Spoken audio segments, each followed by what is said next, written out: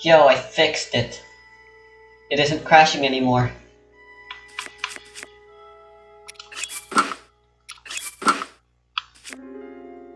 That being said, I kind of feel like I cheated this playthrough, so I'm gonna start over still.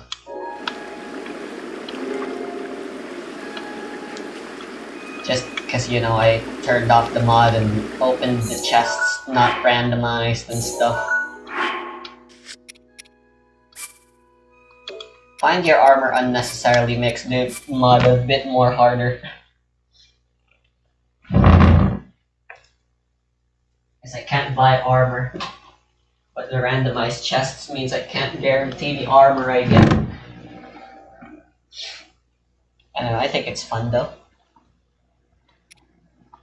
Let's go.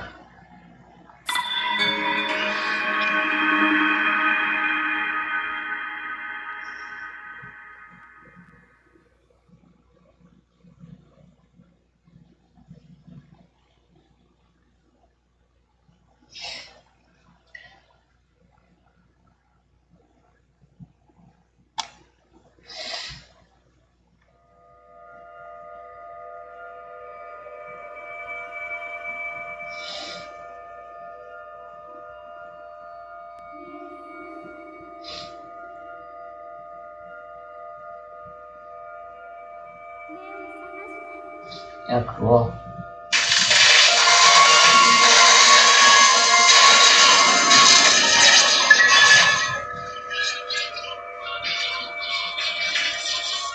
Practice mode run. Then again, it is possible to get max lives at this point in the game by now. Even in normal.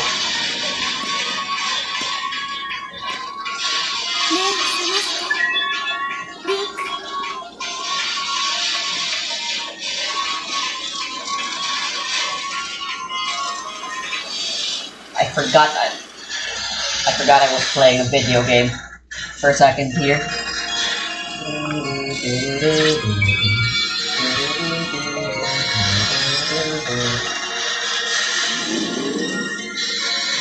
After a whole lot of uninstalling and reinstalling and deleting AOC and restarting.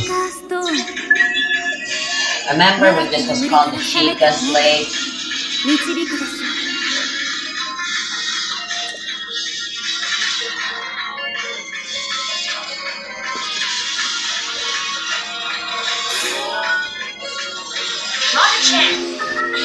Don't tell me you guys started the party without me.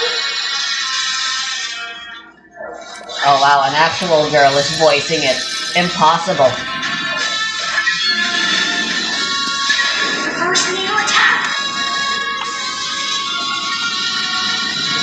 Yep, canon. That is unexpected.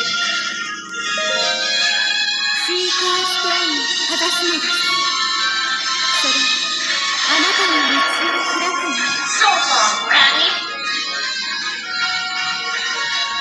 Granny?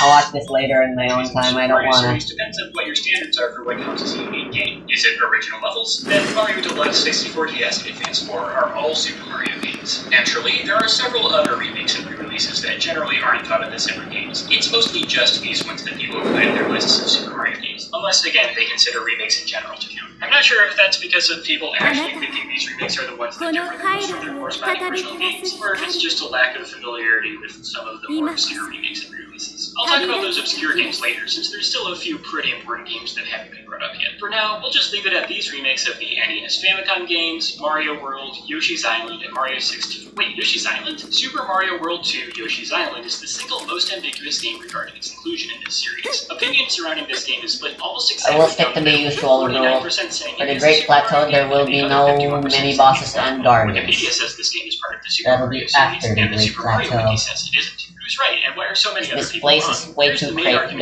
It's way too crazy otherwise. First of all, it's called Super Mario World 2. Practically everyone agrees that Mario World is unambiguously part of this series, and Yoshi's Island is a direct sequel to Mario World, so it has to also be part of this series. Additionally, multiple developers who worked on the game have said in interviews that they consider the game to be part of the core Mario series. including Shigeru Miyamoto himself. So that settled it, right? Primary source directly saying what the game is. But hold on, right? Because remember, there's official websites from Nintendo that have lists of Super Mario games, and both Nintendo of Japan and Nintendo of America's official lists exclude Yoshi's Island. So then, what's the case against Yoshi's Island? Well, the biggest factor is that Yoshi's Island can't be a Super Mario game because you're not playing as Mario, you're playing as Yoshi. And there's a whole separate series of Yoshi games, including multiple direct sequels to Yoshi's Island. The way I see it, there's 5 different ways someone can analyze this game's relationship to the Super Mario series. Option 1, you could say that Yoshi's Island is not part of the Super Mario series because it's part of the completely separate Yoshi series. Option 2, you could say that, yeah, there is a Yoshi series that exists that's a distinct thing from the Super Mario series, but Yoshi's Island isn't a part of it because it's part of the Super Mario series instead. Option 3, you could say that Yoshi's Island is part of the Super Mario series and the Yoshi series. Nothing stopping a game from being in 2 series at the same time. Option 4, you could say that there is no divide between the Yoshi series and the Super Mario series. The 2 series are one and the same. And option 5, you could say that, yes, Yoshi's Island is part of the Yoshi series and not the Super Mario series, but it's also a sequel to Super Mario World. So therefore, Super Mario World is also part of the Yoshi series and not the Super Mario series. Wait, do you hear that? Oh hey, it's Wario Land again. Hi there, Wario Land. So Wario Land is in a very similar position to Yoshi's Island. Both games have titles that suggest that they're sequels to Super Mario games, but completely different gameplay styles. And both games also were the starting point of completely separate series of games. So those 5 different analyses of Yoshi's Island all have direct parallels with Wario Land, and there's a lot of great insights we can find by comparing these. First of all, there's no reason why someone has to analyze these 2 games the same way. If you think Yoshi's Island is a Super Mario game, that doesn't mean it's completely irrational to not also think that Wario Land is a Super Mario game. Second, it's actually really common for people to use Wario Land as evidence that the first 2 Mario Lands can't be part of the Super Mario series, but that argument is almost never applied to Super Mario World, which is very interesting. Now, my survey didn't include any Yoshi's Island or Wario Land games beyond these ones, since the list of Super Mario games I used comes from the Super Mario Wiki's article about the series. However, a significant number of people wrote in that they consider some of the Yoshi's Island or Wario Land sequels to be part of the Super Mario series. So then, is Yoshi's Island a Super Mario game or not? What's the correct answer here? Well, obviously, there isn't a correct answer. It's all subjective. You can choose to analyze these games however you want. Personally, I don't think it should count, and statistically, about half of you will disagree with that, which is completely okay. More than okay. I think it's really cool how open to interpretation this is. That's like the whole point of this video. I don't want to just give you one list of Super Mario games and say that's the right answer. My goal here is to present the tools necessary for you to create your own. Was that a good transition? I'm talking about Mario Maker now. Most people agree that the Mario Maker games are not part of the Super Mario series, but there is still a lot of ambiguity surrounding them. Interestingly, Maker and Maker 2 are 2 of the 20 games that Wikipedia, the Super Mario Wiki, and the 2 Nintendo websites all agree are part of the series. The main thing going against the Maker games is their genre. While the Mario Makers do feature traditional 2D Mario platforming gameplay, playing courses isn't really the main appeal. The main appeal is creating your own courses. So the Mario Makers are often classified as creative tools instead of platformers. However, another way you could think about these games is as platformers that just happen to contain extensive level editors. Both Mario Makers have selections of original courses included in the base game, so you could theoretically play either of them without ever playing any online courses or creating any yourself. Mario Maker 2 is slightly more fleshed out in this aspect, featuring what can generously be described as a story mode. And if you're thinking of the Mario Maker games in terms of the levels that come packaged with the games themselves, then technically there is a third Super Mario Maker, Super Mario Maker for Nintendo 3DS. About a year after Mario Maker 1 was released for the Wii U, it was ported over to the 3DS. This is, practically speaking, just a worse version of Super Mario Maker. You couldn't upload levels online, you could only play levels people had uploaded from the Wii U version. Of course, this is now true for the original Mario Maker as well, but you know. Anyway, one thing this 3DS port has that the original doesn't is the Super Mario Challenge, which features a set of 100 completely new levels. So if that's the defining thing that makes 2 games distinct, then the 3DS version of Mario Maker is a different game from Mario Maker for Wii U. But like, that's obviously missing the point of Mario Maker. When people think about playing Super Mario Maker, I don't think most people think of the sample courses or Mario Maker 2's story mode. These games are about making original levels and playing levels made by random people online. And as for whether playing courses or making courses is the main focus, well, I mean, it's open for interpretation. All analyses of these games are valid. There's no clear answer here. It could go either way. Who's to say for sure what the focus of these games really is, truly? It's hard to say one way or the other. Oh yeah, remember Super Mario Run? You know, that mobile game from 2016? All 4 of the big sources for lists of Super Mario games call this game part of the Super Mario series. But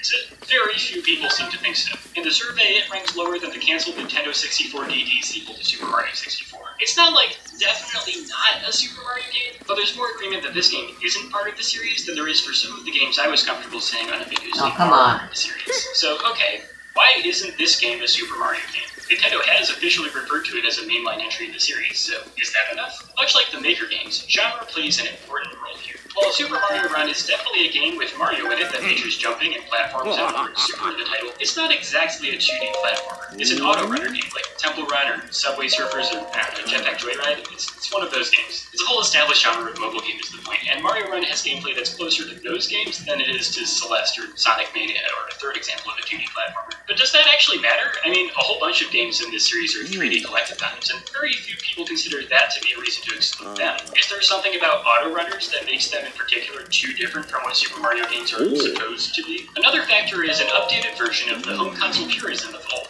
Super Mario Run is a mobile game. It's not a game for a real video game system. I disagree with this mindset, but it is a very common one nonetheless. And there's a lot of subtler things that this overlaps with. Super Mario Run was never released physically, is not available for any Nintendo-created hardware, stuff like that. I think wholesale disregarding mobile games in general is a bit narrow-minded, but I completely get why Run in particular is generally not thought of as a core part of the Super Mario series. The thing with Mario Run not being made for Nintendo hardware in particular is an interesting point, actually, since there's a few other games where that's really good. Super Mario How many people actually got that as their first car off? Hudson Soft for the PC 8801. Does anyone even remember what their first car off is? I actually don't remember what my first car off is in Tears of the Kingdom, but I do remember my first car off was the Magnesis one on the road to Kakariko. There's the 4 blocks and then the metal block on the ground. And I was like, oh, what if I Magnesis? And I was surprised. Makes it hard to justify calling it part of the actual series. Like, who cares what company owns the building that a game's developers works from? That's not how art works. Sure, Nintendo might be the copyright holder of the Super Mario brand, but games aren't actually made by corporations, they're made by people who are employed by corporations. That said, no, nobody who worked on Super Mario Bros. Special also worked on Mario 1. But also, most Super Mario games were made by the people behind Mario 1. 2 people were credited as programmers for Mario 1. Yoshihito Nakago hasn't been a programmer for a Mario game since 2004. Katsuaki Morita hasn't been a programmer for a Mario game since 1995. Unless it's a Mario game that was 1993. Also, Toshihiko Nakago was credited as a level design advisor for both of the new Super games released in 2012. I don't know how much work that actually involves, but I think that counts as being a programmer. Anyway, while I don't really like using game engines to decide what games should count, basing it on what specific developers believe that, like, the last real Super Mario game was Mario 64, since that was the last time the Rusty Broadsword have more durability than the Traveler's Broadsword? Not just general producer or design concept. So for Super Mario Bros. Special, the hardware the game was made for is the weirdest thing to do something that they changed from even that feels like a strange thing to do.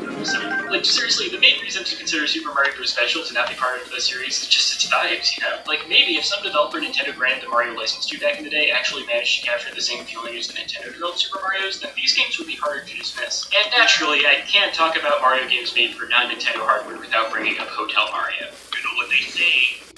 All Posters.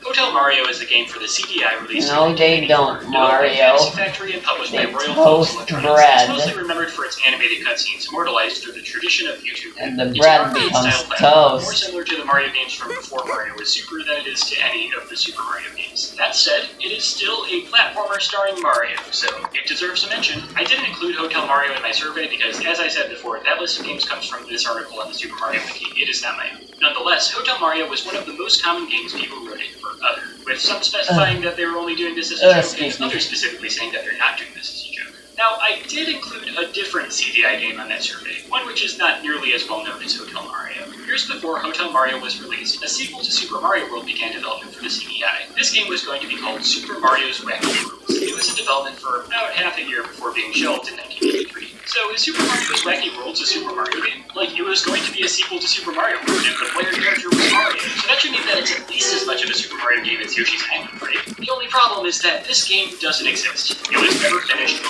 If it had been finished, it could have been a full entry in the Super Mario series, but it wasn't. All that exists is this clearly unfinished reality.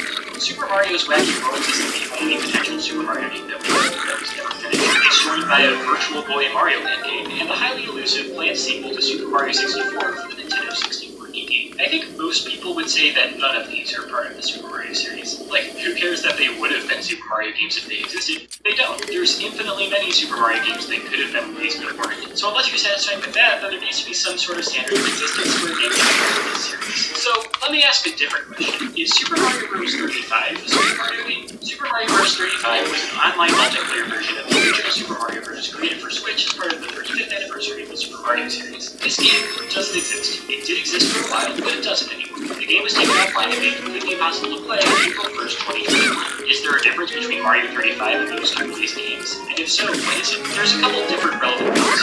The more significant one, I think, is that Mario 35 was actually completed and released at one point, even though it's impossible to play currently. The other is that, unlike those unreleased games, Mario 35 wasn't a completely original game. It was a different version of Super Mario Bros. Notably, the official Japanese Mario website lists Super Mario Bros. 35 as part of the Super Mario series, but the official American Mario website does not. Mario 35 is not the only Super Mario game that used to be available but isn't anymore. Also made for the 35th anniversary of the series was Super Mario 3D All-Stars, a collection of slightly updated ports of 3 3D Super Mario games. This too was only available for a limited time. However, this game still exists. You can't buy it from Nintendo anymore, but you can still play it. You can still buy physical copies secondhand for way too much money. If the requirement for a game existing is the ability to buy a new copy directly from its original publisher, most video games don't exist. Yet there are other Super Mario games that are, just like Super Mario Bros. 35, completely impossible to play legally due to being released through a games-as-a-service platform that has since been taken offline. These are the games released for the Satellaview. The Satellaview was an add-on for the Super Famicom that allowed gamers in Japan to tune in to games that were broadcasted through a satellite radio station. You could only download games that were currently being broadcasted, so each game was only available for a limited time. BS Super Mario USA was a slightly altered release of the All-Star remake of Super Mario USA, released episodically, with 4 weekly installments broadcasted to the Satellaview throughout April 1996. While the gameplay was mostly identical to the All-Stars version, it took full advantage of the satellite broadcast format, featuring radio-quality background music and full voice acting.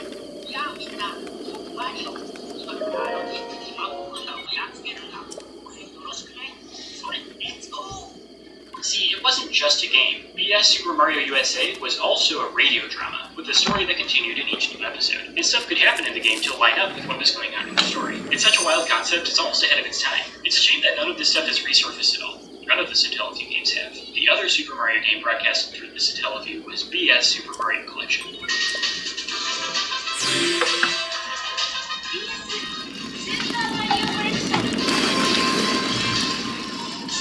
This was the Satellaview version of the rest of Super Mario All-Stars, released in 4 weekly installments in January 1998, with the first part featuring Mario 1, the second and third being different parts of Mario 3, and the fourth being the Lost Levels. Like BS Super Mario USA, it featured new music and full voice acting, as well as some completely original gameplay elements, like this completely unique world map for Mario 1. The Satellaview games were a bizarre period of Nintendo's history, and they do not exist anymore, just like Super Mario Bros. 35. But for the brief windows when it was possible to play these games, were they actually part of the Super Mario series?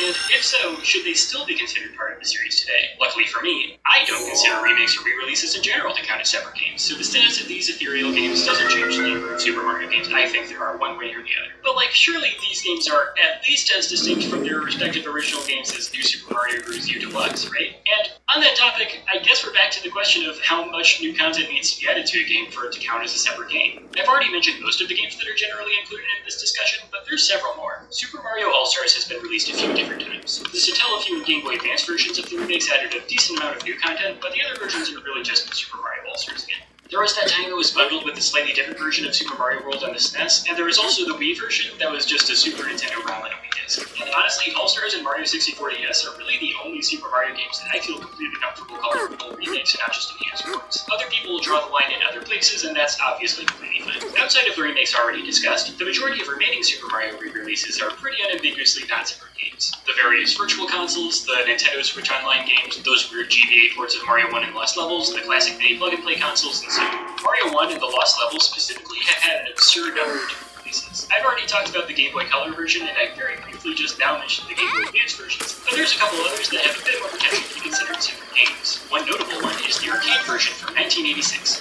versus Super Mario Bros. It might look like yet another direct port of Mario 1, like the PlayChoice 10 version for instance, but it has several changes, both major and minor, to the level design. Its levels are mostly from Mario 1 with minor tweaks to make them harder, but a handful are from the Lost Levels instead, and the levels aren't in the same order they were in originally. It's also the game this version of the Mario 1 ground theme is from.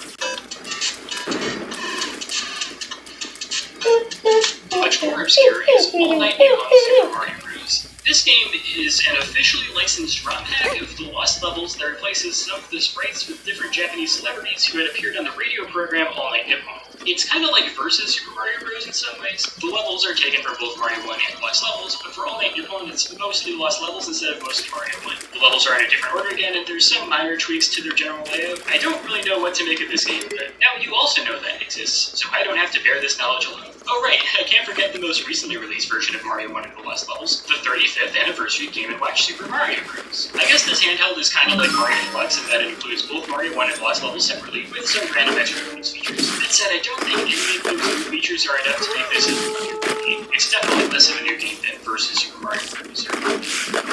In contrast to Game & Watch Super Mario Bros., we can look at Super Mario Bros. Game & Watch. Unlike Game & Watch Super Mario Bros., Super Mario Bros. Game & Watch is a very different game from the NES features. In fact, there's really no ambiguity with this one. Super Mario Bros. Game & Watch is definitely not the same game as Super Mario Bros. NES. But is it a Super Mario game? It is a platform that features Mario as the main character, and it has Super Mario in the title. Game & Watch games are often ignored when discussing Nintendo's old franchises, and I absolutely believe that these pocket-sized games can still have value and should be overlooked. But, are Game & Watch's video games? Like, isn't a video game a game with video? Game & Watches don't have video, not really. I mean, the new fake promotional Game & Watches Nintendo is doing now have video, but I'm not talking about those. Okay, here's a question. If we say Super Mario Bros. Game & Watch is a Super Mario game, what about Super Mario Bros. Game & Watch? You know, the Nelsonic Game Watch? It's the thing from... You say Zelda Game & Watch, what about the Zelda Game Watch? That's right, the Nelsonic Zelda Game Watch. Yeah, it's that. The Nelsonic Game Watch is where these watches that had games on them, which is a completely different thing from what the Game & Watches were. And yes, some of these games were based on Mario games. It's very hard to find literally anything about them because absolutely nobody cares at all about the Nelsonic Game Watch games, but hey, are these part of the Super Mario series? Also, fun fact,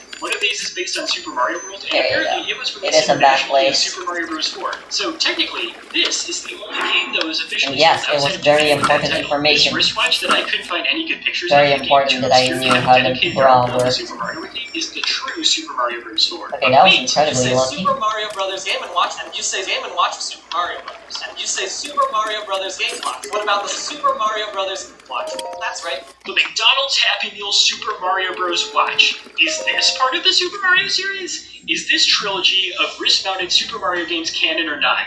Can somebody please acknowledge the existence of Mario's Egg Catch, Luigi's Hammer Toss, and Princess Toadstool's Castle Run? There are so many of these games is the thing. You have no idea how massive the Mario franchise is. If your idea of the Super Mario series is just games with Mario in them, there are hundreds of Super Mario games. And we're back at the start with the idea that maybe it doesn't make sense to say that the Super Mario series is a thing in the first place. That said, we can go further with this without just saying that every single Mario game is also a Super Mario game. I've already gone over all the ones I included on the survey, but there's still a few specific categories that... Oh wait, I haven't gone over all the ones I included in the survey. Captain Toad Treasure Tracker was also on there. Treasure Tracker was the game that the fewest people consider to be a Super Mario game, which makes perfect sense. I absolutely agree. The reason it's listed by the Super Mario Wiki with the other games is that it's like a full game version of something that started as a small section in Super Mario 3D World. But it's still really weird that the Wiki considers this game to be related to the Super Mario series, but not Super Princess Peach or the Luigi's Mansion games or indeed Hotel Mario. Like, come on, at least Wikipedia's Super Mario series template has the decency to call Super Princess Peach a major spin-off. Although Wikipedia's Super Mario series template also calls Yoshi's Island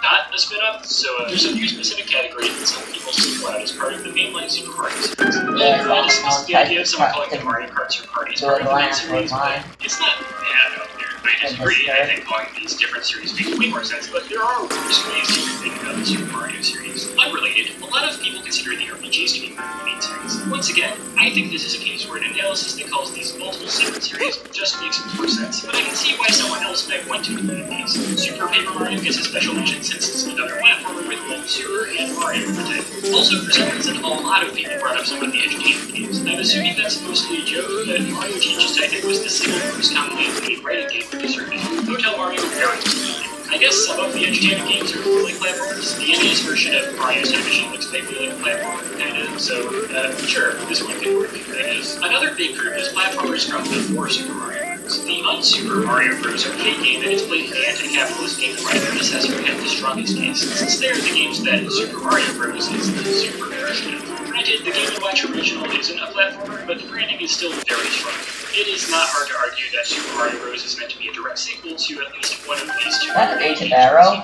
There's also some other non-Super Mario Bros. Games. Well, I'm not going to list all of them here because I explicitly do not want this video to turn into just a list of every single game in the Mario franchise, but a bunch of people will yell at me in the comments if I don't say Punchball Mario Bros. At some point. The other extremely significant Mario game from before Mario was Super is Donkey Kong, the game Mario first appeared in. I think the separation between the Donkey Kong series and the Super Mario series is pretty clear, but it's still important to not forget where it started, so it makes sense to include it. The main point I want to make against Donkey Kong being the first Super Mario game, rather than simply the first Mario game, is that every series within the Mario franchise can be traced back to Donkey Kong. Like, is Donkey Kong also the first Mario Kart game? Is it the first Mario Party game? I think the analysis that makes the most sense is that the Super Mario series is a spin-off of the Donkey Kong series. The connection of being the same genre, platformer, is important, but I don't think genre alone is enough. Obviously, a lot of people disagree with that, which I actively encourage. If you want to argue that every platformer in the Mario franchise is part of the mainline Super Mario series, please do. I just want you to be aware of exactly what that entails, because this franchise has a lot of platformers. The Donkey Kong series in particular has a lot of strange edge cases. Sure, this game may be a platformer where you play as Mario, but Donkey Kong Jr. and Donkey Kong 3 definitely aren't. And that's not to even mention the entire Donkey Kong Country series. I think the most interesting rabbit hole here is found with Donkey Kong for the Game Boy.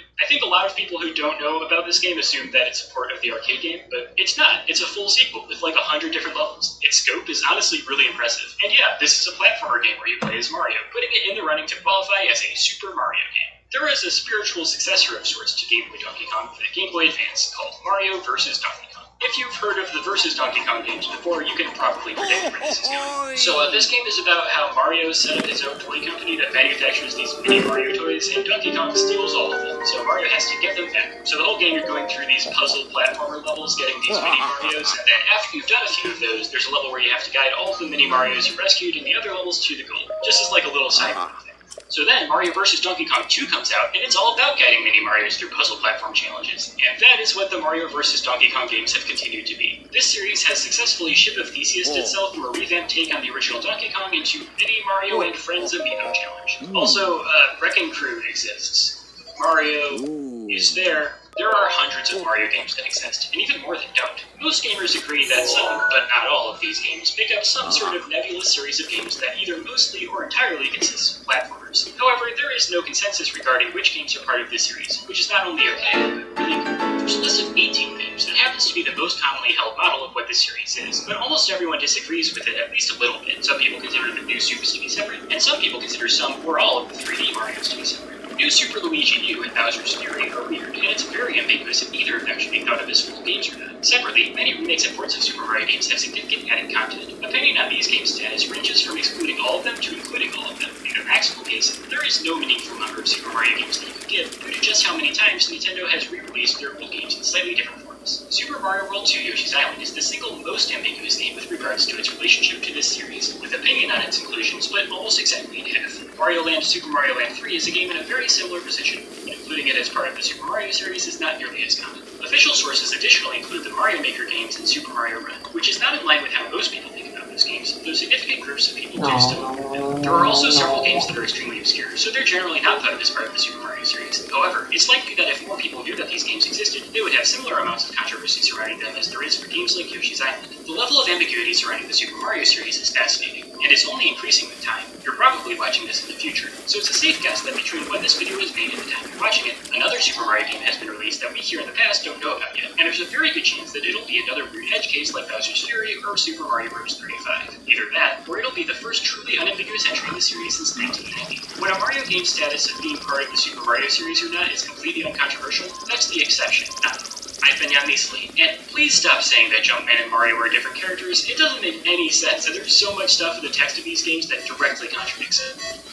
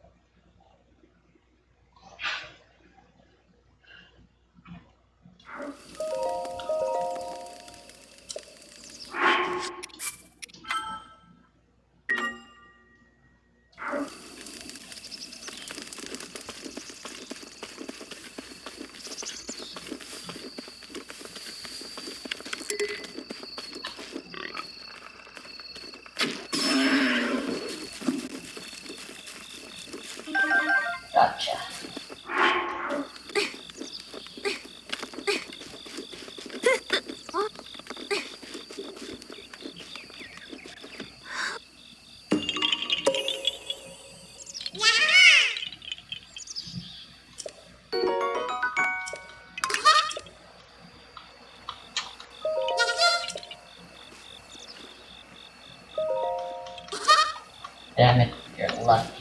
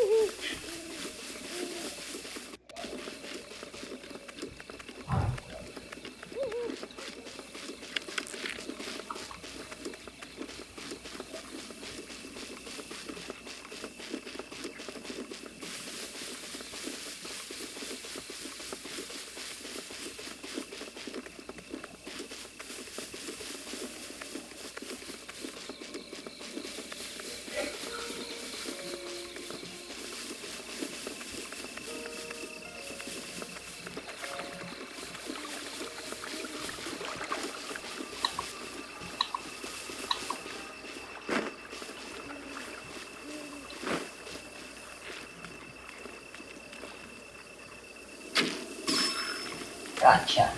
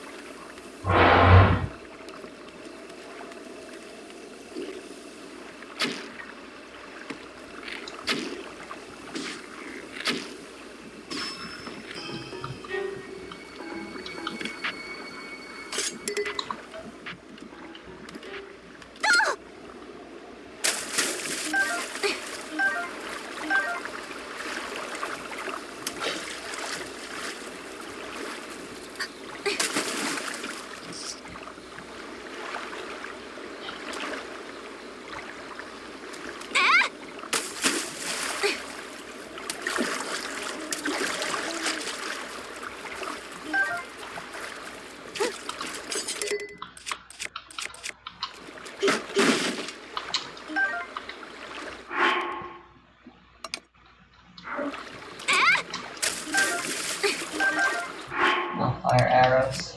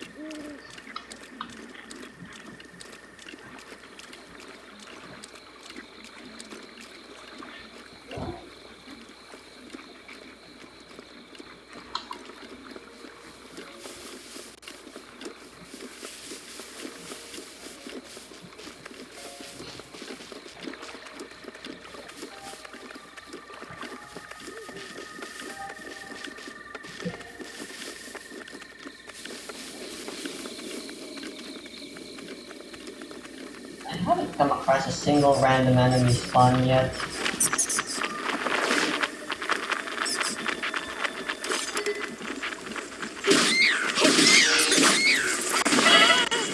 Oh god. Why do you guys deal an absurd amount of damage?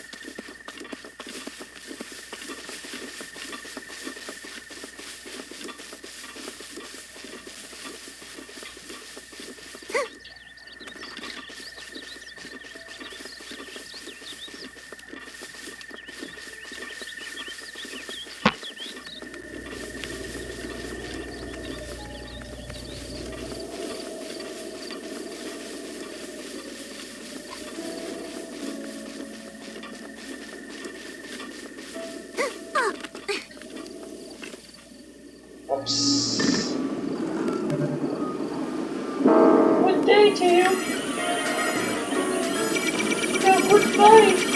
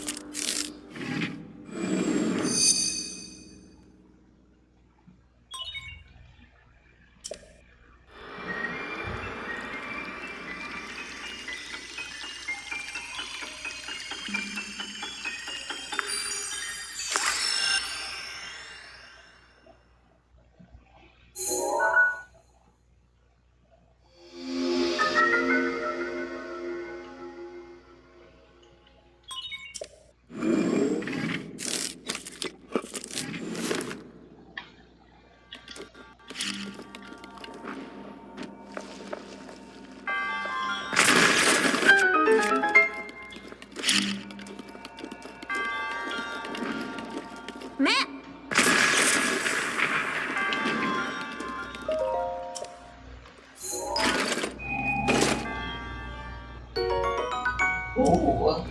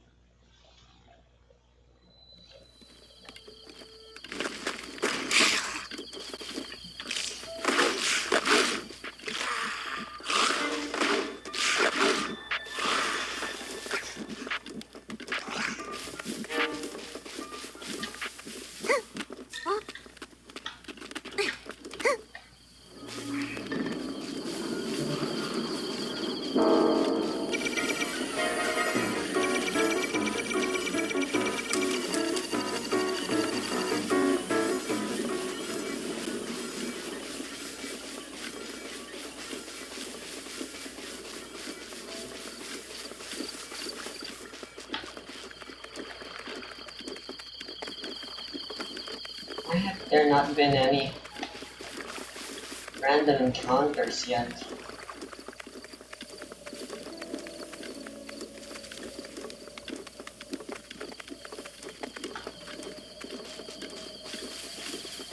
It's a little suspicious. And obviously the mod is still installed properly, but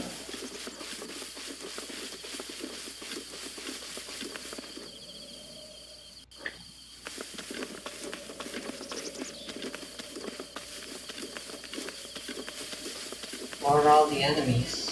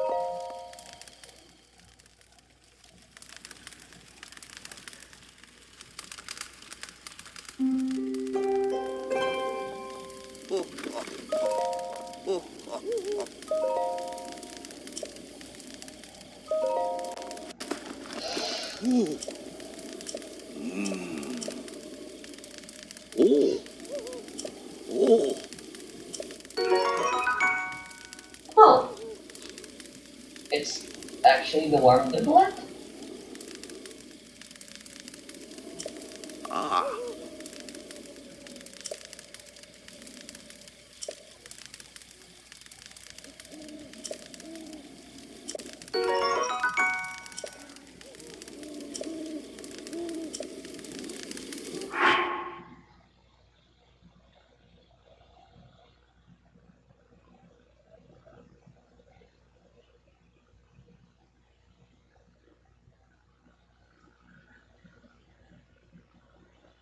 Huh.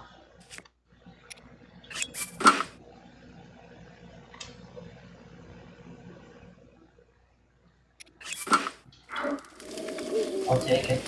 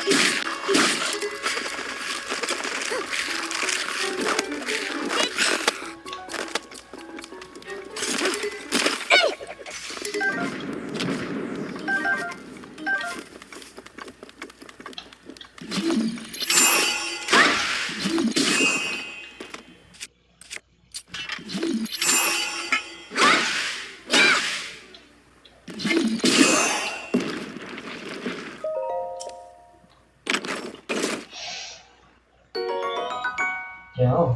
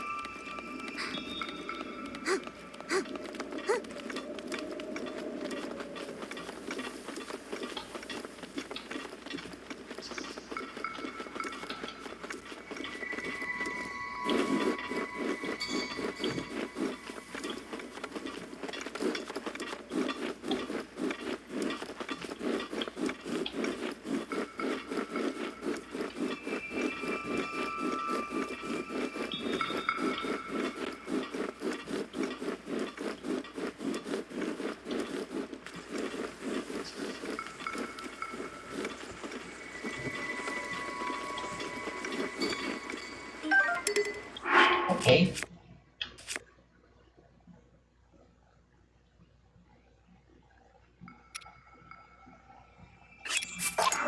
What happened to this?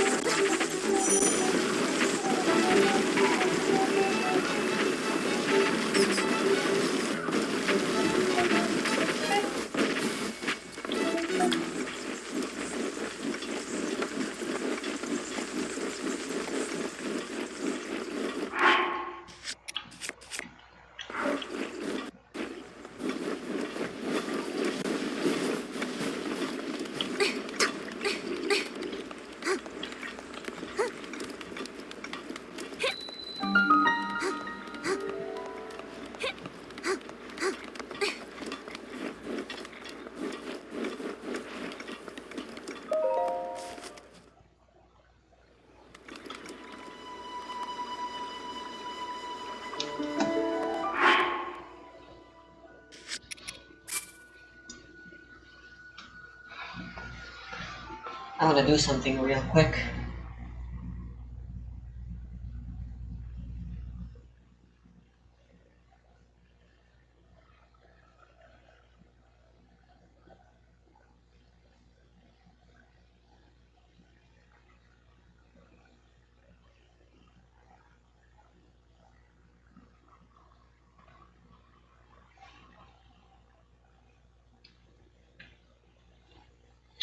Are you winning with straws? What the fuck?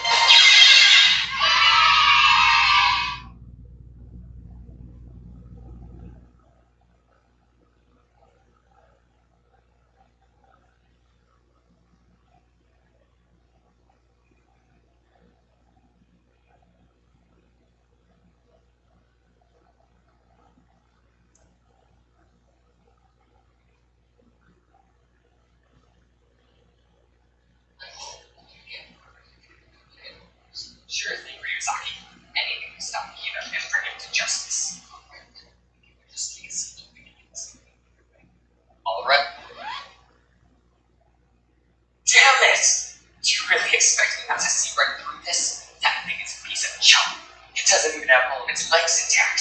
There's no way you've ever seen that. Wait. No. That's what you're expecting, isn't it, Ryuzaki? You'd expect Kida to be unwilling to bear this humiliation. I have no choice. But at the same time, no sane person can sit on such a chair.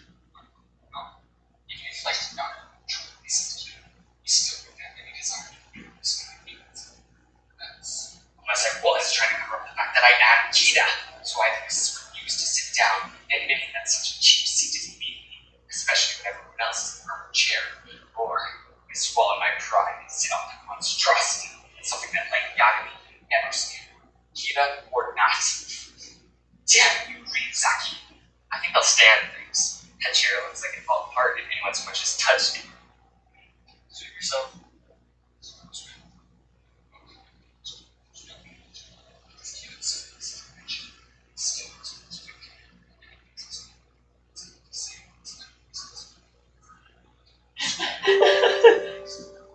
Wait, what chair? It's like this meeting you want yourself to go.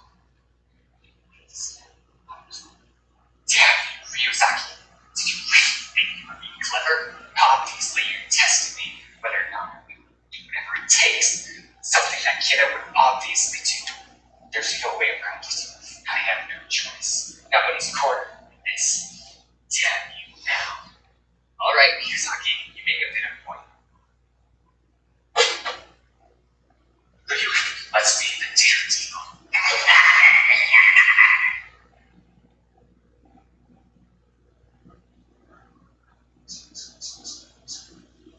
Cool, easily missable little thing in this first shot. You can actually see Iroh here. He's just camouflaged in pretty good as well. It's a new day. You got a new apartment, new furniture, and today's the grand opening of your new tea shop.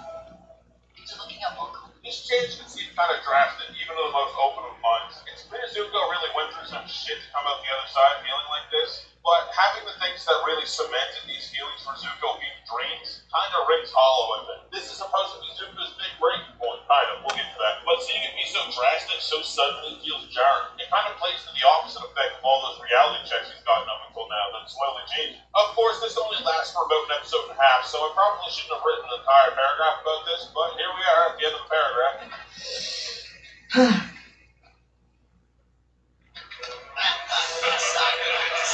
Really quick in this one shot, you can see this guy compare his own height to something.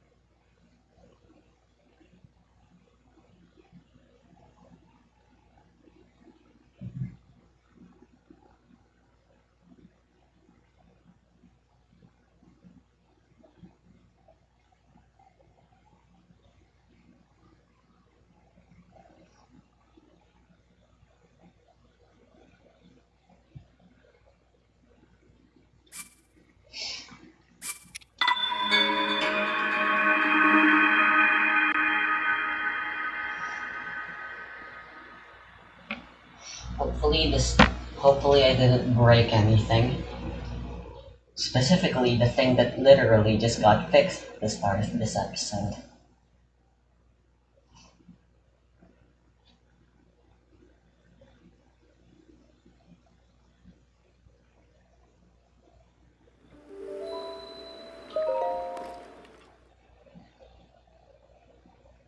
Own height to Sokka, since these guys haven't seen him since he was just a little kid.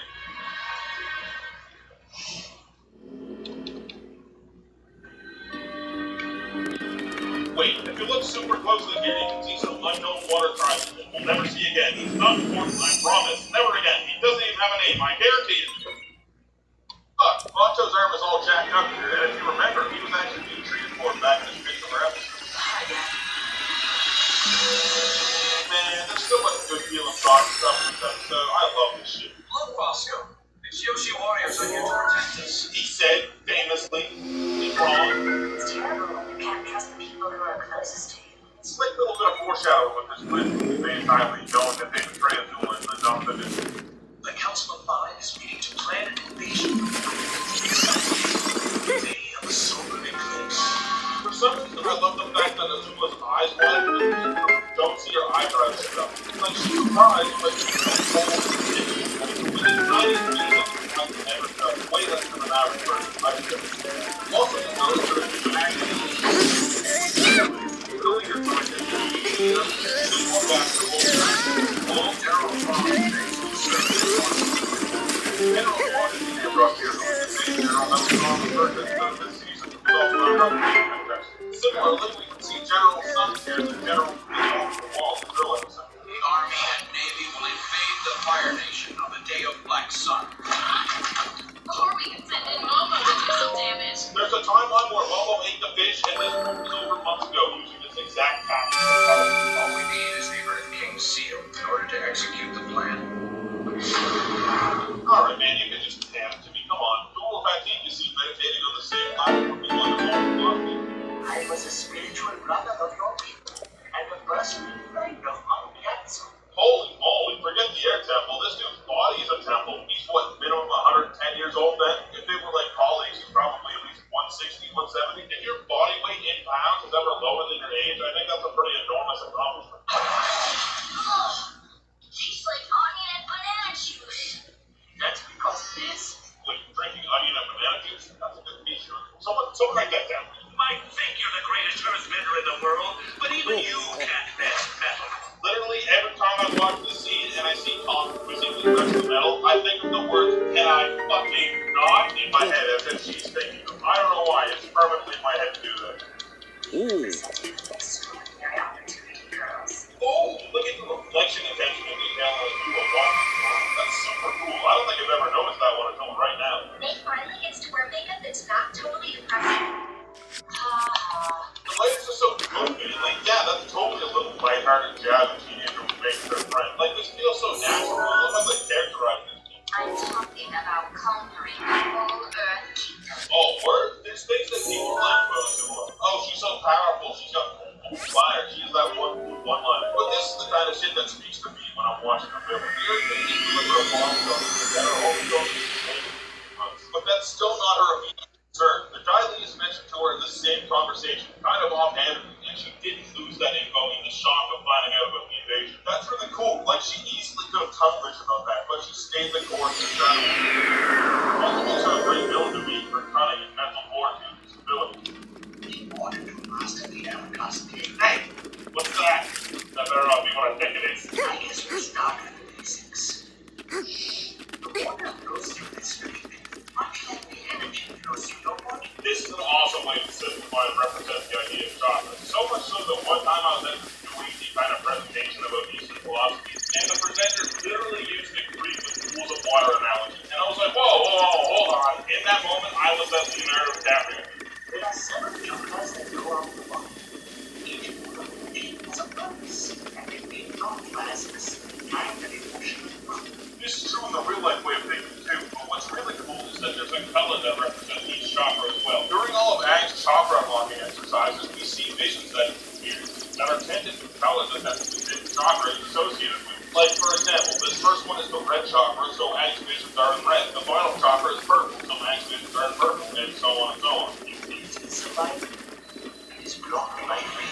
And did you think that the first thing Aang thinks of is the blue spirit, who he knows is Zuko? Is Aang really afraid of Zuko? He's kind of glad on him just about every time they've met. It could be that Zuko is just a representation of who the Fire Nation is in his head, and that's why he thinks it. I've always been like the concept of Aang being kind of afraid of the Avatar state and when it's capable of when it's not in control. And I'm really glad to see his representation. I think we kind of need this moment of Aang to explain both sides. I know the destined final battle, but they can share the scene audience how Aang feels about it.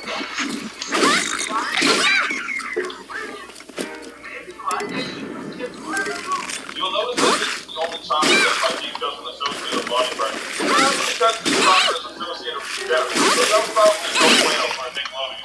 This chakra gives recognition and is involved by giving. I really like that there's one chakra that deals with shame and one that deals with guilt. They're very much linked, but deal with very different events. Shame is kind of internal negative feelings about what you've done. You're disappointed in yourself. Guilt is when you perceive others thinking badly of you for something you've done. And I think that's a really cool and nuanced distinction to me.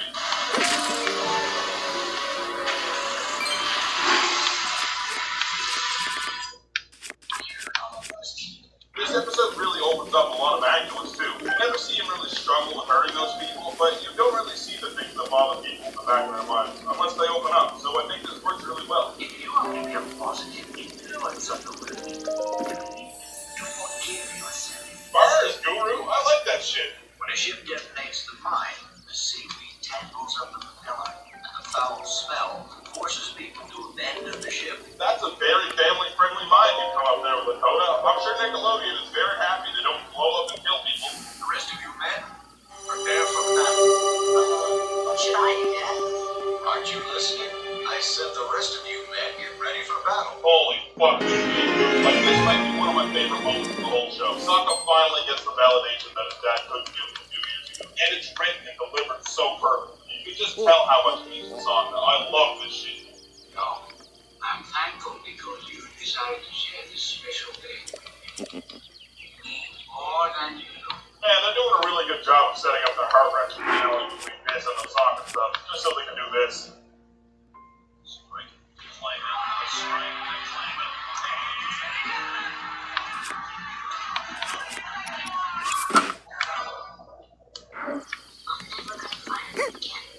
I can't. You will never find balance if you deny this part of your life. I like that Aang is trying to find balance within himself, and he's kind of a metaphor for the world of Earth at this point. He is air, water, and earth working together, but fire is the problem. The Fire Nation for the world, and fire bending for him. Each time Aang opens the chakra, we get this nice bell noise. But this time we kind of get a hollow sounding one, let's play into this show. That chakra opened just like a flowing vein. Or like a burning bison. Oh hey, they replaced those Badgermall statues. Very critical information, I know. You can use that in the comments. The fourth chakra is located in the heart. It deals with love.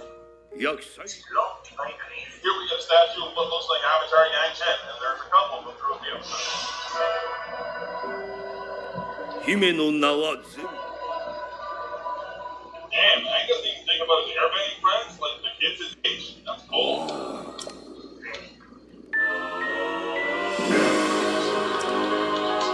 Man, how did he do that? That was like the perfect line read. Shout out to Zach Eisen, the voice actor for Aang. Absolutely killed it. This statue of Yang Chen seems to be wearing the same or a similar medallion to Gyatso in this statue. Aang said Gyatso was the best in the world, so can this be the best airbender in the world medallion? You must accept that you are the Avatar. Pretty obvious, but this is the same shot from the opening. Don't think anyone missed that one.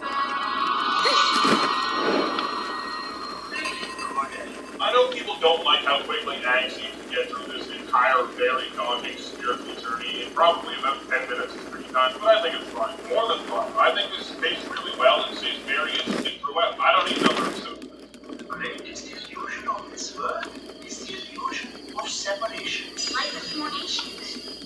Yes, we are all one people, but we live as if divided. Of course, this episode has banging lessons through it that the viewer can follow along with. This one, obviously, about the stupidity of xenophobia, but there's so many that you can get something out of. Forgive yourself, face your fears, accept who you are. I love everything about this. It's just a part of love. Man, this is so cool. The show was paced so amazing. The viewer naturally has questions of the limits of bending. Well, why can't earthbenders bend metal? Couldn't waterbenders bend people? And it's so cool that they get around to answering those questions. And the answers are always interesting. Tom is literally the first to do it in history, and that feels awesome. This moment is either extremely gratifying because you've thought of metal bending yourself already and you're happy to see it, or you've never thought of it and it blows your mind at the back of your head. This is just an incredible moment. Table for two. You want a chair for the lemur? Yeah, I want a chair share for the lemur, obviously. What are you, an imbecile? Uncle, I need 2 jasmine, 1 green, and 1 lychee. I'm moving as fast as I can. Oh, that ain't good. I'm gonna catch you soon.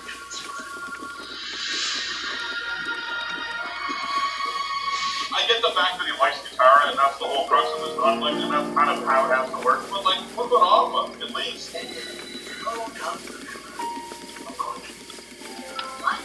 Why would I let go of Katara? Yeah, I mean, I agree with that. The rest of the chakras have been things that everyone can kind of grasp and understand. But now that we're getting into this cosmic energy shit, if you were loose script, just like Aang does, yeah, that's a pretty cool effect. And you've gone on this journey with him, and you come to the exact same conclusion as he does in this moment. Thank goodness you're here, Snake. Something terrible is going on. Were you guys just sitting here in the throne room, waiting, menacingly? I just saw Prince Zuko and his uncle. She did the eye thing again.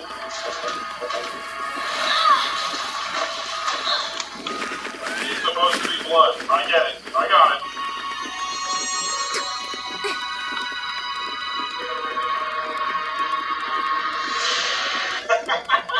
It's so fucking cool. This is like the coolest imagery ever. I don't even have a good answer for what this is. It's like the incarnation of the Avatar spirit, or like its potential or something. I don't care. This is like a top 5 moment in the show for me. I get chills whenever I watch this.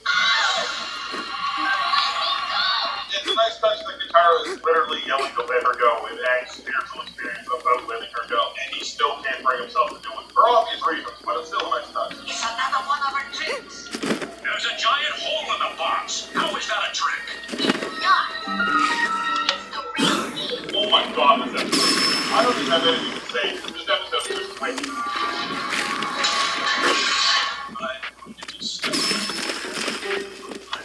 All 4 walls around these 2 seem pretty flat and well intact, not like the scrunched up metal it should be after Concept did that. Ready to go knock some Fire Nation heads. Hakoda says a very similar line to what Katara said in episode 2. And Sokka, I'm sure you'll get to knock some firebender heads on the way. Do you know how much this means to me, Dad? I'll make you proud. Hey, check it out, Sokka gets a new club, and he even has it in a couple future episodes. This can't be good news. Man, this feels good. This plays off the very lesson that Hakoda imparted to Sokka way back when. Being a man is knowing where you're needed the most. And Sokka knows he needs to go bang right now, despite wanting to do this long. Hell yeah, Hakoda turns around with a proud smile on his face. What should I help you? The ending, the whole play is being Katara is being for Aang, right? That's really the only thing that happened in regards to capturing Aang. But Azula and company were the ones that caught Katara, so she doesn't need any help with that. The Darlie helped capture Zuko, but that's pretty unrelated. One thing makes us promise, but I don't think he does anything at all to help capture Aang, other than give Azula command of the Darlie, if you want to count that. This episode is unreal, one of my favorites. So many awesome moments. Hakoda and Sokka is the most feel-good shit in the world. Common Vet's metal bending, and Aang's spiritual journey, while quaint, is endlessly enthralling. Every time you cut to a new scene, you want to see what's happening. Every storyline is red hot. There's not a single second wasted. I love this episode. Patreon shoutouts. If you want to be 2 episodes ahead of the YouTube releases, you can support me on Patreon for just a few bucks. Link, as always, is in the description below the video. Towering shoutouts go to my top patrons. It's time you learn my issues with Fire. I'm running out of things to watch. I like that Aang in the dream here seems to his old with no hair, as well as being how he appears in the spirit world later in this episode as well. That does make you think, though, if you show up as you picture yourself in the spirit world, why does Roku show up how he looks when he dies? I guess it makes sense to just kind of picture yourself how you are, but I probably want to be young Jack Roku personally. You actually can hear footsteps near that wake Zuko, but that still leaves the mystery of who left the note. It was Iroh who sent it, surely, but who has connection with Iroh in the prison system that could have set this up? There's Meg, who as far as guards go, is pretty pleasant, but past that, it doesn't seem like he has too many White Lotus visitors hanging around. More flashbacks, Aang actually does a similar move to what he does in the Force of Palace, where he leans back and throws his arms over himself. Here we get a pretty wide shot of a ball of Fire Lord mural. So we actually get to see Soz's father here, who was only ever mentioned once in the whole series later in this episode. And there's even an obscure portrait of Soz's grandfather too. Also, these pictures actually illustrate the Fire Lord's rule too, or at least if you're looking at Soz's film. We've got the Comet and Firebenders at his feet, representing the army he unleashed during the Comet. There's not a lot more you can really glean from the portraits unless you're really looking to stretch. But it does look like Ozai's has machinery and stuff in it, so it could be that the Fire Nation made a lot of technological or industrial advances under Ozai.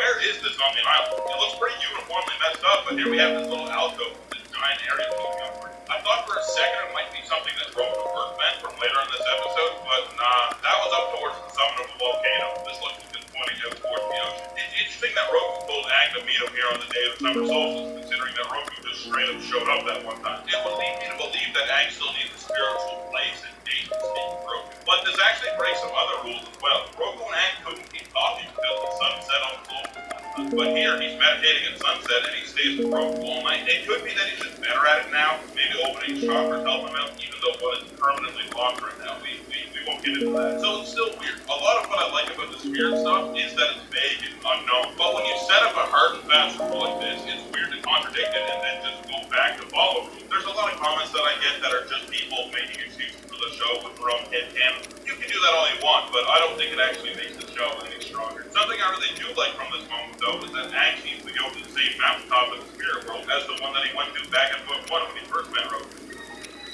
What does it mean? Boy, that was strangely lucky. Usually Avatar's better than having things just coincidentally work out, but it's only one from the move, so I'll let it slide.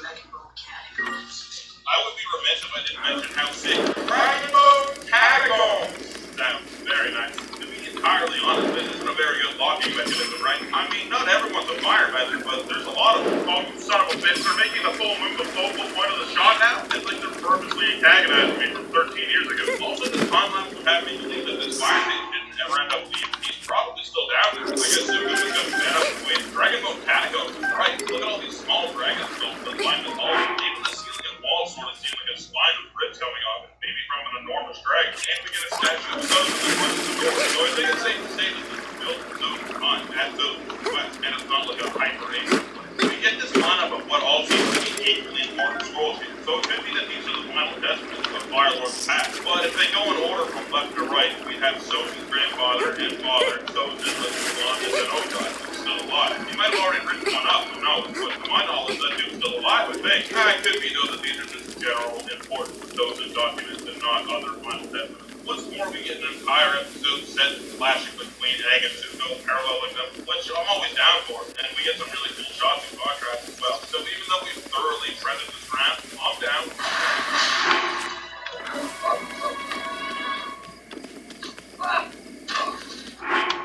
Looks like I win again, Roku. I haven't talked about how Avatar characterizes his characters in the first scene for a long time now, because we've kind of been introduced to everyone. But here we go again. Sozin is characterized awesome. He's quick thinking, a little bit of a game spin, but good-natured overall. We've also already get a feeling of his relationship towards Roku. As he said, I win again, but they're clearly both fine with that. You instantly know they're good friends, even before you even realize this is Sozin. Already, the show is incredible. Say something to her.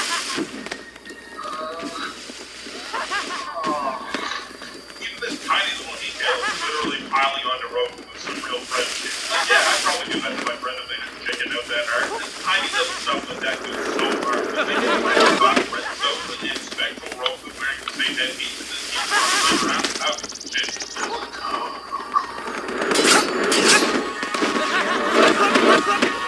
And even here, Prince Sozin shows a lot of humility by connecting to his friend who suddenly has a little power, which is odd when you think about how Raz and Present World family. They do a really good job of making Sozin like a very short amount of time, and they had to, or else they probably would have said Sozin wouldn't work. So hats off to them. Come on, show me how it's done using all 4 kinds of bend.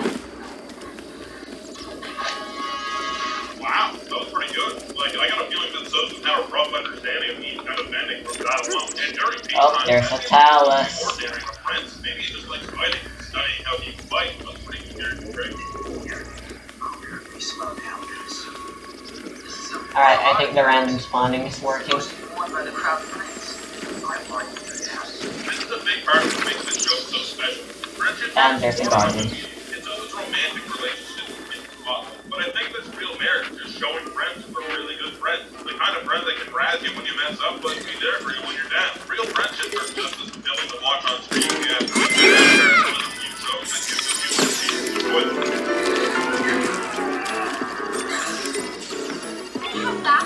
As a matter of fact, they do not. This show was tough to get at. This is a reference to a saga actually by Superhero himself. And the first thing he said when we go back to this. You were trapped in the spirit world for 24 hours. How are you feeling? Like I seriously need to use the bathroom. Yeah. No! Holy shit, did he just do a fumble move? I bet that's brand new. Who never thought of that one? Some friendships are so strong that you can't say goodnight. Yeah, I'll be the last thing friendship dies rough at the end of the video. I'll try not to repeat myself too much. Looks like Roku's watermelon master is wearing something similar to what Roku meant with his. This is awesome. Huh, maybe that is normal. Obvious ones are both trouble with water bending. One opposite of fire, the abstract side. The same concept going and trouble with earth bending. I mastered it as well. In the boss here, you can see that Roku actually made a little ice platform to brace himself on just to completely attempt to kill his master.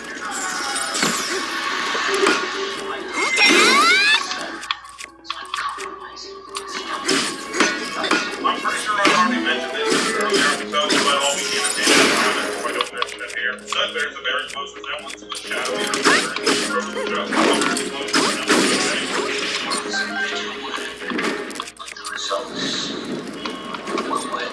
This is one of the coolest shots in the entire show, and Roku actually says the title of a previous training episode, Bitter Work, and referencing completing his own training in his suit.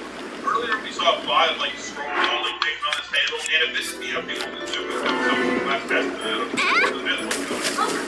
It's that girl who didn't even know you were alive. That is a funny way to phrase it, eh? I don't know though, every time we go her and Roku, they seem to be pretty bad. It's cool that it seems to be all the different colors that represent them with the grass. People put hair better on, and an even better shot of the other three nations right here. You know what's interesting? I don't think Roku's wedding took place in the Fire Nation capital. I always just assumed that it had, but in this shot we don't see the ring of the giant volcano that was sitting in it. On top of that, in sunset shots in the Fire Nation capital looks to the east and looking out to the water. So I wonder where this is in the Fire Nation. Obviously the west coast, but it's Before you ask, yes, I know I have an ancient arrow, but... Prosperity with the president. In our hands, successful empire in history. It's time we expanded it. I can buy that honestly. These those are largely good-natured and opportunistic to the point, which helps make this new more great. I don't think Susan had bad intentions when it was started, but obviously things change. Don't do this, Susan. Don't challenge me. It will only end badly. Oh shit, hold on, Susan's nuts. That's a lot of fire for a non-common hand bender. That's some Congo shit. This is one of my favorite little details that goes totally unmentioned and can totally go overviews. And have you noticed that Susan's throne room isn't the throne room that we've become acquainted with the Fire Lord using? Susan has a more traditional one when compared to the vertical one that Azumon and Ozai use. And you want to know why? It's because Roku fucking obliterated Susan's throne room right here, and they had to make a new one. Even a single step out of line sounded for permanent end.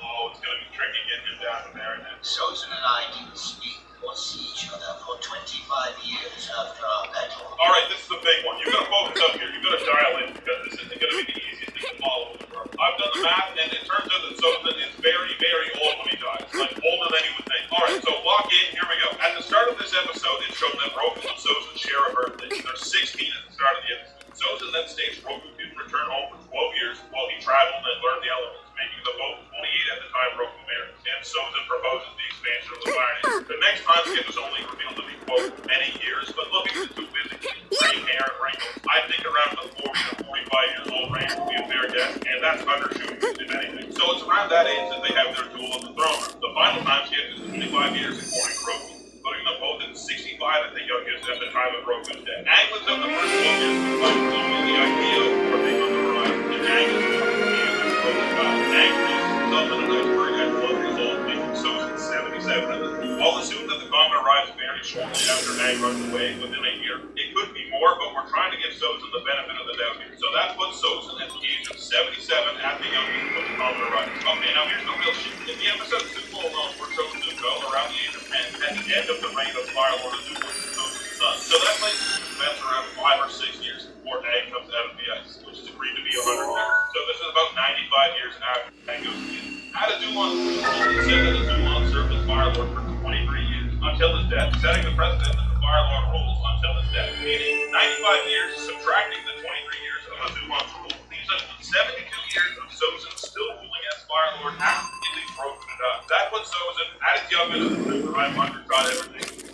Now, at 149 years old at the time of this. And yes, I know this has been retcon. You've made a Zoomon school way longer with hindsight. But I'm not analyzing what the creators edited after the fact. I'm talking about the 61 episodes. So I don't care to hear about this retcon. They show Roku having seriously aged here. They immediately have to get it. So, there's two issues for it. Artifacts being left here on the ground is most broken no comment.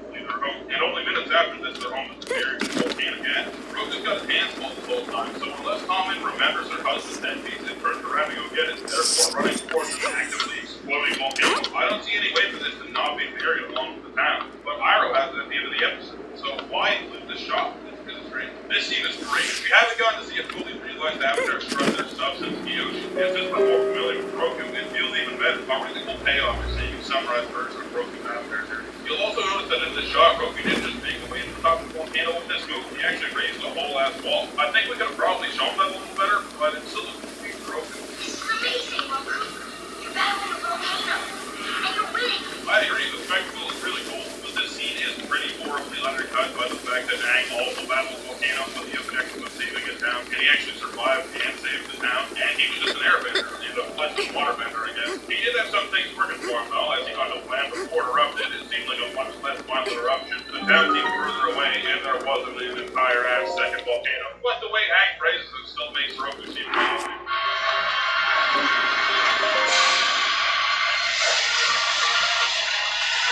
Fuck that. So, God, the spectacle is incredible in these last few minutes. I'm not gonna lie. Yeah, and old friend. I like that in this shot, Sozin shows up and literally covers the second volcano, as if the shot is trying to tell us that Sozin has that look up. This show is a really cool language that speaks in comes with blocking shots. Here we get some more Roku lava bending, which we first saw in the second was one of the spirit.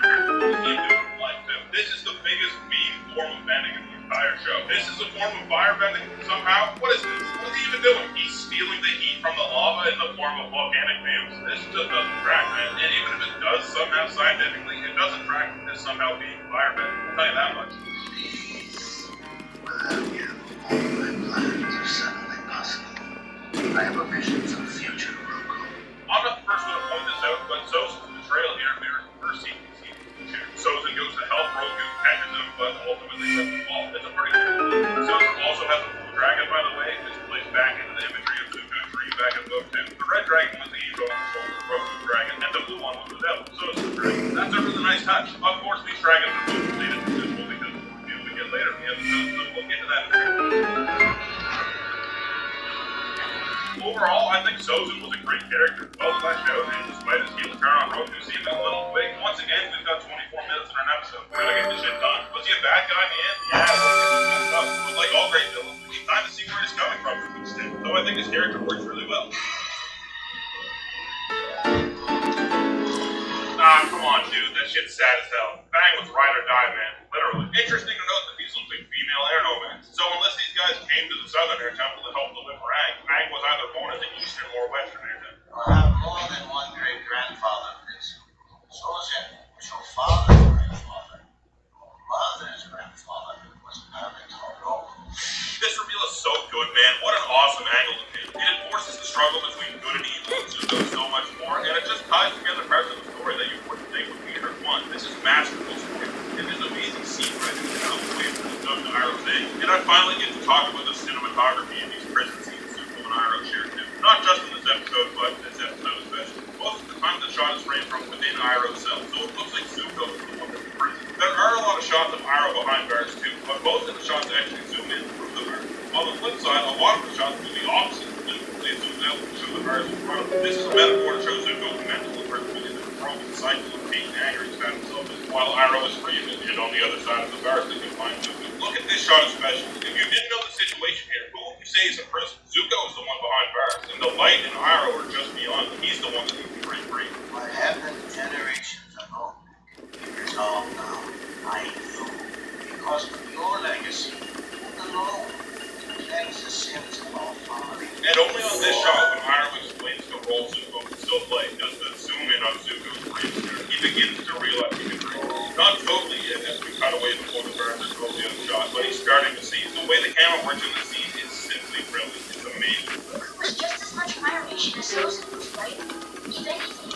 story proves anyone's capable of great good and great evil. I like that Aang has his own take on his vision here. I don't think that point was pushed very hard at all there, but it's cool that Aang had the chance to take that. I like that a lot. Friendships can last more than one lifetime. Why not? Now that I can agree with. Fuck yeah, Aang, you got a good squad here. This episode is amazing. I know a lot of people say it's their favorite. We get a cool bite-sized version of an Avatar journey of a character we already think is really cool, and we learn a lot more about it. The themes of friendship and growth and responsibility are right throughout the entire show. But this episode is a highlight of all. I really vibe Roku and Sensei's friendship and Palmio, even though we only spent less than half an hour watching. It stops this episode from just being a lore dump when you friend around a really close friendship while you guard. It makes it feel personal. And on top of that, of course, it's very visually appealing. And it's really nice to finally see where everything changes when Fire Nation attack really started. Major shoutouts if you want me 2 episodes ahead of the YouTube releases. You can support me on Patreon for just a few bucks. Link, as always, is in the description below the video. The Dome tier. Agent Rhino and Garrett Kane. You guys are insane. You madmen. You complete lunatics. You maniacs. You psychopaths. Are you enjoying the perk of me calling you cynical and crazy? Is that worth all that money? Nah, I should probably think something better. Of course, shoutouts to my other top patrons. Bradley Ralph, who went up to space and burned those billionaires right around. Donnie Snow, who sees the world in big head mode like he's playing a game with an NBA team.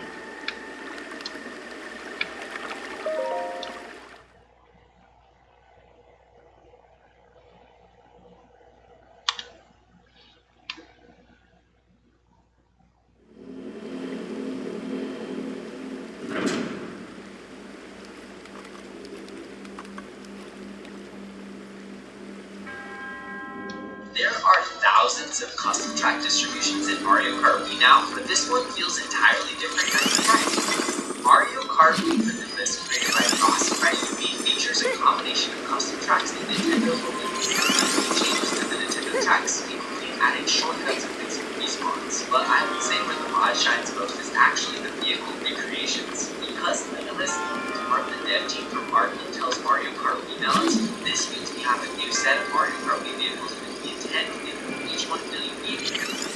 Prepare for a brand new Mario Kart Wii experience, and be sure to check out more of this mod in the link below. The tracks have changes for this mod, as well as custom tracks. I think this mod really shines with the vehicles. They've all been rebalanced. And first off, we're gonna get a blusher of doing the shortcut. And as you can see, I'm already in first and now in third place. Oh, that is so genius. Wow, the cannon actually spits it out in the right direction. Really nice. So impressed with everything I've seen thus far on Mario Kart Wii. We're getting mushrooms. This is actually a shortcut right where I saw this in my Yubi's video. Mushroom here, jump, and then do a really cool off-road shortcut. I did not do it so well, but you guys get the point. Massive. Looks like almost 3 quarters, 2.5 quarters. The bridge, entirely different, much better. This is how the bridge should be in Mario Kart Wii. I mean, the bridge is so ridiculous in the base game. Yeah, wow. I am so impressed. One thing I'm noticing with the drift is I'm actually losing speed while I'm drifting all the time. So the jet level is way faster than usual. I'm 83 when I keep losing speed, but when I'm in a wheelie, the jet level goes 96 AMH, which is crazy, 96.29, and that is so much faster than the jet level usually shows. I can go about 92. So the jet level is bugged, even though it's outside drift. And there's one place I want to check before I go to bed. And the drift, even though it's outside drift, is pretty sharp. Everything is Oh god. so, one of the fun things about today is just going to be trying all the different vehicles. So yeah, to reiterate, jet level way better than base game. The whole idea with rebalance was to make all the vehicles as balanced as possible. It's such a great concept considering if you take Super Smash Bros. Ultimate, they did a really good job while keeping most of the characters. Rebalance much better than past Smash Bros. Games. They were constantly patching characters, giving them bugs and stuff. So, I don't know what the best thing is for rebalanced, or this is meaningless, you know, I need to take on rebalance. But one thing that's really cool about this mod is there's only 32 tracks in the world, and they chose like all of the tracks. I just want to show you the tracks. I'm playing like I'm not gonna tell you. That's why it's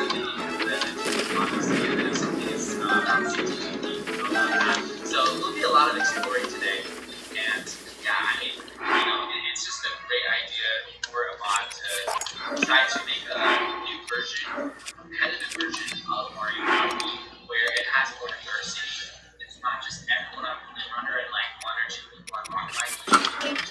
Instead, you're going to see an array of different vehicles. We're going to master the different types of vehicles. And I'll put the YouTube channel link in the description so you guys can watch more Mario Kart videos. This track is really cool. I'm enjoying this. There's in the Mushroom Cup. Lit something. I should How?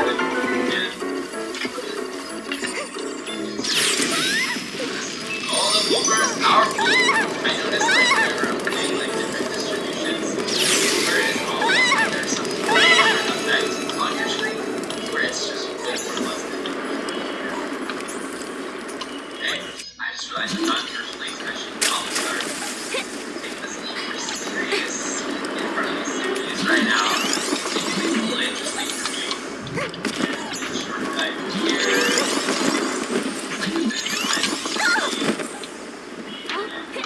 Perfect. Alright, so we're done with the jet level. I'm going to keep showing you guys all these different tracks that we probably have. What vehicle will be next? Alright, we have Poisonous Pass. The last one was Lit Routes. And we're on the Sprinter, which is going 94 log 50. How fast does it go when I'm just going straight? Probably just 94 almost, I'm guessing. Oh. That was a fail. I did not realize what was going on until it was too late. That's a great respawn. I didn't even check is there free drifting. There's free drifting matches. There's probably fast falling as well. Okay, so I'm gaining speed while I'm drifting. That's very interesting. I'm going 94 as long as I'm not touching my analog stick anyway while going full speed. Down the shortcut. Never seen this track before. It looks really good so far. Oh, we got a half-pipe section. Okay. And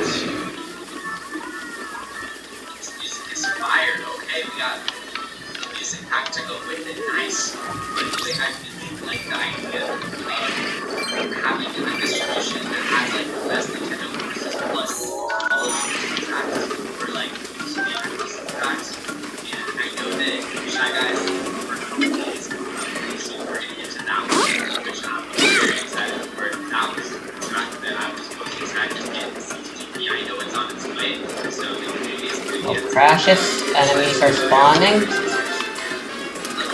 Yeah, this place is working well now. Lovely.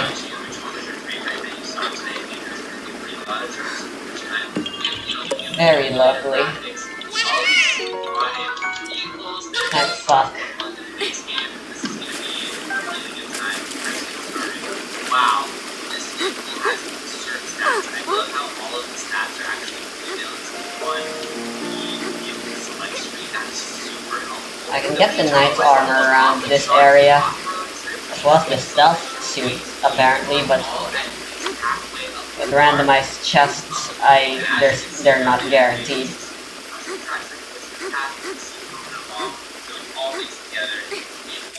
A lot of the blue tracks are kind of that. I've noticed while the tracks down here are entirely different. Let's just not mess around with I noticed that the blue tracks replaced are often the more simplistic ones. So we don't have like circuit, like Yoshi Falls, like a lot of the more basic tracks. Some of them I would say are very shortcut heavier, just too short. And then replaced, I think that while they made really good decisions, they kept like all of my favorite tracks from base game. So this is a mod so far. I'm very impressed with it. I love it so far. Alright, and also it's just so cool to see all these different Mario Kart distributions. It just shows how much passion there is for the game in general. And here we have it, the most custom track to the beginning. Shy Guys love it. And I've seen videos of this track. I don't really have the shortcut for it. I know there's a million of them, so I'm gonna keep my eyes peeled. And so far, 87 km while we're drifting the nature mode. And then the handling is insane. This is really must be. I remember when I was playing Rebalance. Oh, there's a shortcut right there. I was playing Rebalance, the nature mode. Had it so the items and you got a green shell and actually let you in front of you rather than behind you, which is a concept. It makes it hard to walk at this point, so people that are in front of you when you're green do not have this nice. Who needs the bomb room? I thought that was super interesting. More Shy Guys doing their thing. There's a shortcut here. Yeah, okay, we found something. We did it, guys. We found one shortcut. They're everywhere, though. Like, I'm doing a terrible job of really showcasing all this Scott has to offer, but it's, it's fun just to play my first time. And when this eventually comes out on season 3, yeah, we'll absolutely, be playing it over and over again, learning the different possibilities. I don't see, let me try to speak to you later here. You can! Huh. Is that something up there? I want to, shoot through the window. There's just so many different routes on this track. It's really fun. Okay, so I watched the video, so I know where the shortcuts are now. Look, there's one right here. You can land on top and do a trick. That's much better than what I did last time. And I was actually on the right path of my idea on the other shortcut that is extremely helpful, which I'm going to showcase coming up. It did involve this ramp. You got that too. Let's try this shortcut again. I'm going to use the mushroom earlier this time. Fly through there. This just got sawed in half. Ouch. Well, shit. The point. You'll land at the other end. I actually made it through the window that time, thankfully, but... Well, shit. Seriously, one of the most creative custom packs I've ever seen. Now, we have an Emerald Coast. I'm going Sugar Scoop. Wait. What? This is going... Sorry, I'm looking at this phenomenon. I'm not even looking at the track. Let's go this way. Okay, so that's here. Wait, there's no way. This thing is absurd. This is busted. The Flame Runner can't be the best vehicle. There's no way. How fast does this thing actually go over? 110? 110? It's going to be 250.